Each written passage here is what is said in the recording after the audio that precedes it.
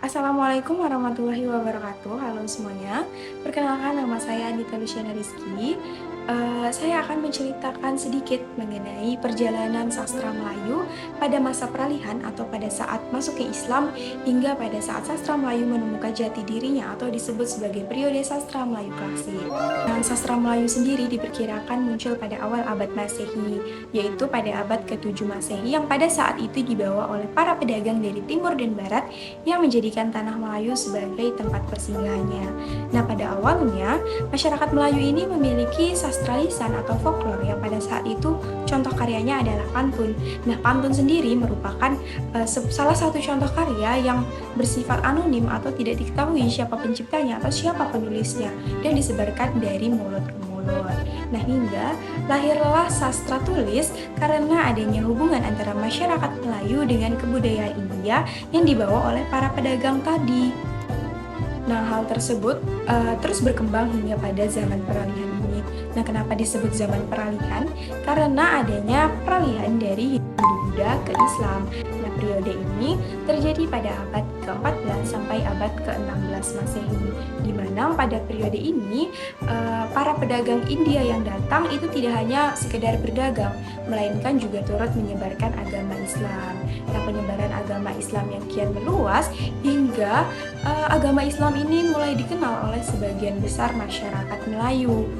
Nah, hal tersebut tentunya berpengaruh kepada sastra Melayu yang sedang berkembang, di mana sastra Melayu yang sedang berkembang saat itu mengalami pergeseran, seperti puji-pujian yang semula menggunakan bahasa Sanskerta diganti menggunakan bahasa Arab. Namun, hikayat-hikayat yang dipengaruhi oleh Hindu-Buddha tetap digunakan berdampingan dengan berkembangnya hikayat-hikayat Islam. Nah, R.O. Whitehead dalam bukunya yang berjudul Sejarah Sastra Melayu Klasik mengatakan bahwa puncak perkembangan sastra Melayu adalah pada masa peralihan ini atau pada periode ini. Nah, hal tersebut dibuktikan dengan munculnya karya-karya sastra dengan berbagai versi seperti epos-epos Sanskerta, roman-roman Islam, dan hikayat-hikayat berbingkai. Nah, mungkin contoh karyanya adalah yang pertama, karya sastra serapan dari sastra Islam. Yang pertama adalah Hikayat Iskandar Zulkarnain. Lalu ada Hikayat Amir Hamzah dan Hikayat Muhammad Hanafiyah. Lalu ada karya sastra yang mengisahkan tentang kepahlawanan, petuah-petuah, dan undang-undang raja, yaitu Hikayat Raja Pasai. Nah, selanjutnya adalah sastra Melayu dalam menemukan jati dirinya atau disebut sebagai periode sastra Melayu klasik. Periode ini terjadi pada abad ke-16 sampai abad ke-19 Masehi, di mana pada periode ini agama Islam telah menyebar secara merata dan mendalam, hingga menyebabkan pengislaman secara fundamental atau menyeluruh terhadap seluruh atau semua jenis sastra yang muncul pada periode ini. Nah, adapun ciri-ciri dari karya sastra yang muncul pada periode ini. Yang pertama adalah bahasa Melayu sudah digunakan ke dalam semua jenis sastra.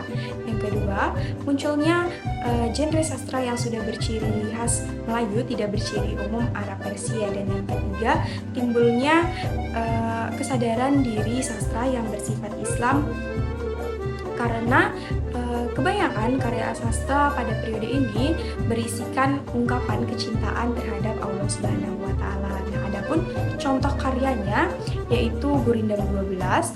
Mungkin semua teman-teman juga sudah tahu Gurindam 12 yang diciptakan oleh Raja Ali Haji pada abad ke-18. Nah, berikut cuplikan dari Gurindam 12. Ini Gurindam pasal yang pertama. Barang siapa tiada memegang agama, sekali-kali tiada boleh dibilangkan nama. Barang siapa mengenal yang empat, maka ia itulah orang yang makrifat. Barang siapa mengenal Allah, suruh dan tegahnya tiada ia menyalah.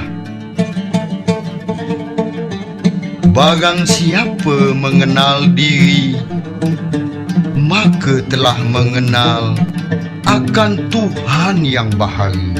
Nah, Gurindam 12 tadi merupakan salah satu contoh karya yang menunjukkan kesadaran diri sastra Melayu sebagai bagian dari budaya Islam.